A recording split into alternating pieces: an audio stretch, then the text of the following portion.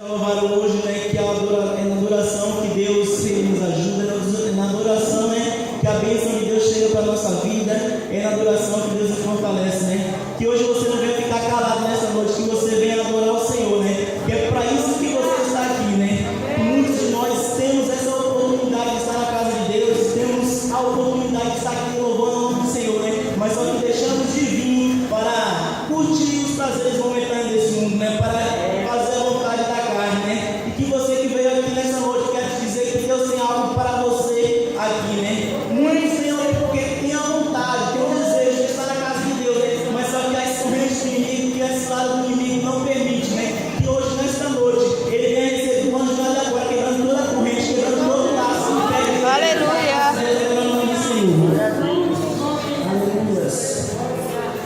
Eu confesso que estou um pouco nervoso, que é a primeira vez que eu ouvi ministrar a palavra de Deus, né? Também estou um pouco cansado, porque eu acabei vindo no trabalho, vim correndo, cheguei um pouco atrasado, mas só que eu consegui chegar para a glória de Deus, né? Eu vou ler aqui no livro do profeta Sungão, no livro de Jonas, né? No seu capítulo 1, a partir do verso 3. Porém, Jonas se levantou para fugir. Pode tomar nosso cacete, irmão. Porém, Jonas se levantou para fugir da presença do Senhor para Tarsis, e descendo a Jope, achou um navio que ia para Tarsis. Pagou, pois, a sua passagem e desceu para dentro dele, para ir com eles para Tarsis, para longe da presença do Senhor. Mas o Senhor mandou um grande vento, fez-se o mar uma forte tempestade, e o navio estava a ponto de quebrar-se. Então temeram os marinheiros e clamavam, cada um ao seu Deus, e lançaram ao mar as cargas que estavam no navio, para aliviar o seu peso. Jonas, porém, desceu ao porão do navio, e tendo espeitado, dormiu ao sono profundo. E o mestre do navio chegou-se a ele e lhe disse: que tens, domioco? Levanta-te, clama ao teu Deus, talvez assim ele lembre-se de nós, para que não pereçamos. Só até aqui. Jonas o livro de Jonas, a história do profeta Jonas é uma história que a gente já conhece, nós já sabemos, onde Jonas ele tenta fugir da presença do Senhor para Tarsis, né? Ele tenta fugir da presença do Senhor, mas só que eu acho que naquele momento, que Jonas ele não sabia, né, que da presença de Deus nada se esconde, como já foi falado aqui a semana, da presença de Deus nada se esconde. A gente pode querer esconder algo da nossa família, pode querer esconder algo do nosso pastor, mas só que da presença de Deus nada se esconde, da presença de Deus tudo é visto, né? E eu estava estudando e fiz algumas anotações, alguns pontos onde eu marquei.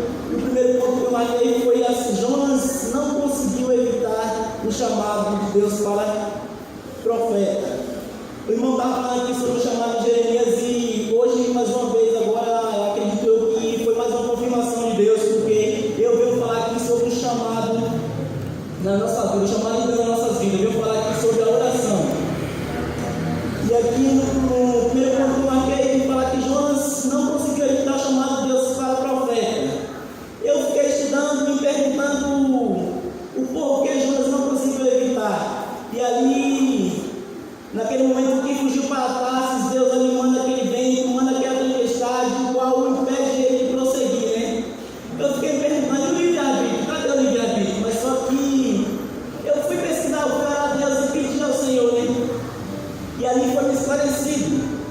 Deus ele dá o livre-arbítrio, só que no momento em que Jonas ele aceita ali o cargo, ele aceita o fardo como profeta de Deus, ele fica ali naquele momento à mercê da vontade de Deus. A mesma coisa o pastor da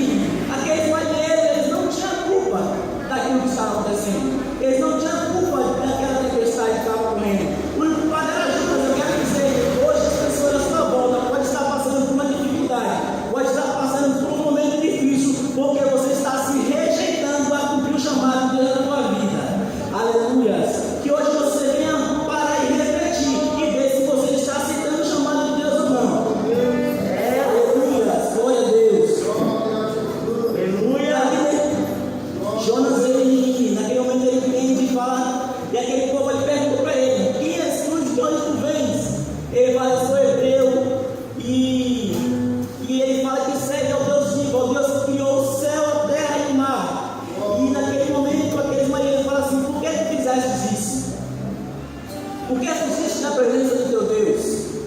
Naquele momento aí, eu imagino que Jonas ele falou para o marinheiro que ele estava fugindo da presença do seu Senhor antes mesmo de entrar no navio, porque aqui na Bíblia, no livro de Jonas, ele não relata que Jonas tinha conversado, mas eu acredito que Jonas tinha comentado com eles.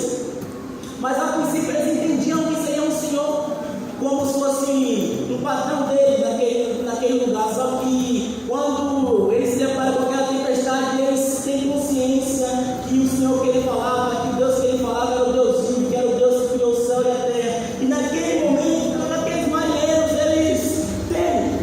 eles temem porque vê que o Deus de Jonas é o Deus vivo, é o Deus poderoso. E ele pergunta: o que faremos? E aí Jonas fala que levante ele e lance ele no mar, e que o vento irá parar e a tempestade irá cessar. E assim eles fazem. Naquele momento que Jonas é lançado no mar, o vento se acalma, né? E aqueles marinheiros, eles temem ao Senhor, eles louvam o Senhor, eles adoram o Senhor e fazem sacrifícios a Deus. Aleluia, glória a Deus. Eu quero te dizer, irmão, essa noite, até mesmo quando você tenta fugir do teu chamado, Deus vai te usar. E mesmo assim você vai voltar e vai cumprir o chamado de Deus. Aleluia. Aleluia. Irmãos, aqueles homens ali, eles adoram o Senhor e fazem sacrifício. Eu acredito ali que a vida daquele marinheiro nunca mais serão as mesmas, porque naquele momento ele teve um encontro com Deus vivo. Aleluia. E o Jonas, ali naquele momento, ele é usado por Deus, mesmo na sua desobediência, para ganhar, ele deu almas para Cristo, para ganhar almas para Jesus, para fazer a obra de Deus. O segundo ponto ao qual eu marquei foi Jonas, porque Jonas tentou fugir do seu chamado. Deus chega para Jonas e fala que para ele ir pregar contra a cidade de Nínive, porque a sua malícia chegou perante a presença de Deus. E Jonas ele tenta fugir. Mas por que ele tenta fugir? Eu fui pesquisar. A cidade de Nínive era a capital de um estado com o nome de Assíria, uma cidade onde tinha fama de crueldade, de tortura, de violência, de uma cidade sangrenta, uma cidade qual perseguia o povo de Deus. E ali, imaginando Jonas, ele tenta fugir, porque assim a cidade será destruída, porque Deus falou que destruiria a cidade do mundo, que pegaria e iria destruir a cidade do mundo. E aí Jonas tenta fugir, porque assim Deus iria lá e destruiria. Ele tenta atrasar o chamado de Deus na vida dele, né? Mas aí Deus a gente não brinca, né? Não podemos brincar com Deus. Aí Deus faz com que Jonas seja engolido pelo peixe, né?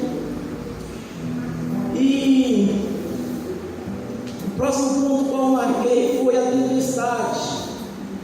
A tempestade, a adversidade. Irmãos, na tempestade ali foi que Jonas, mesmo na tempestade, ele fez a obra de Deus. Na tempestade ali, almas foi ganhas para Cristo. Na tempestade ali, pessoas conheceram o verdadeiro Deus. Eu quero te dizer que no momento da tua dificuldade, que é a tua adversidade, que você vai ter encontro com Deus, que você vai estar mais perto de Deus, e que neste momento você venha crescer, porque é na tempestade que Deus faz você crescer. Aleluia! Você é cheio do Espírito Santo, aleluia, no deserto, é nas lutas que Deus vai te usar, é nas lutas que Deus vai te usar de uma forma tão grandiosa que Deus vai fazer a tua vontade na sua vida. Aleluia, glórias a Deus.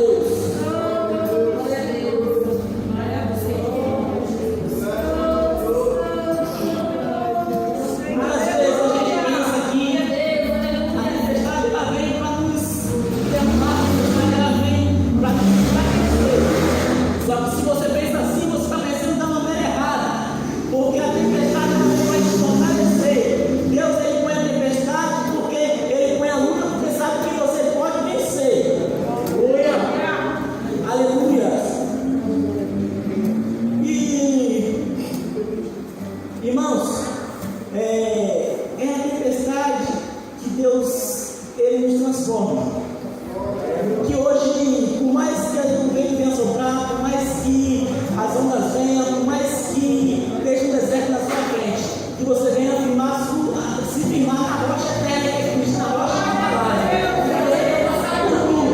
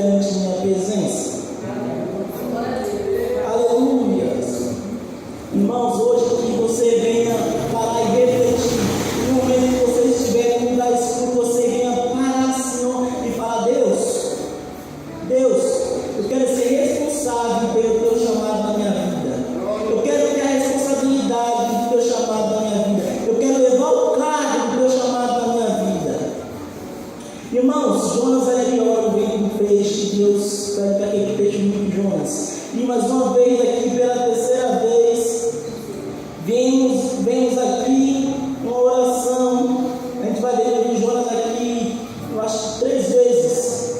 Oração é algo importante na vida do crente.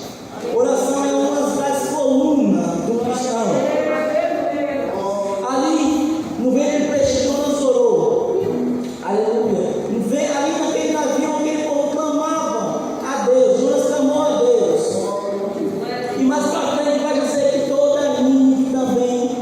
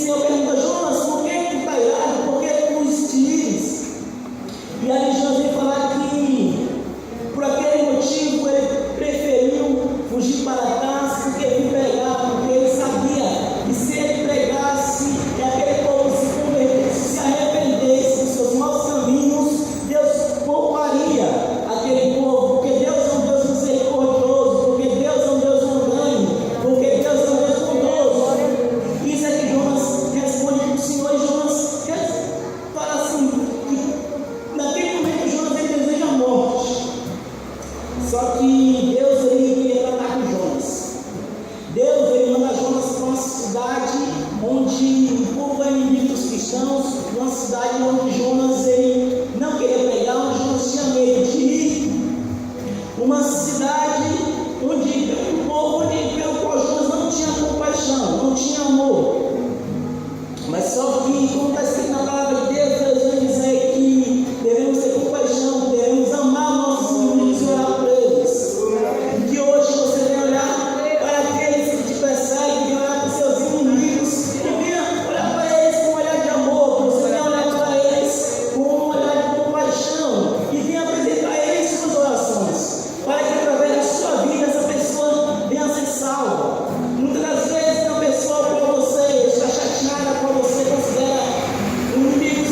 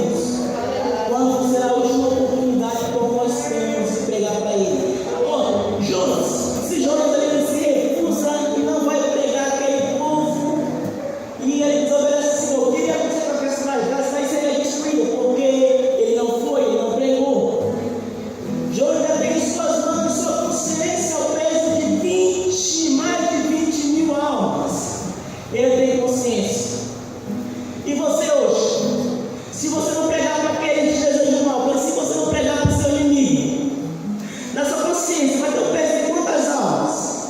Vai ter o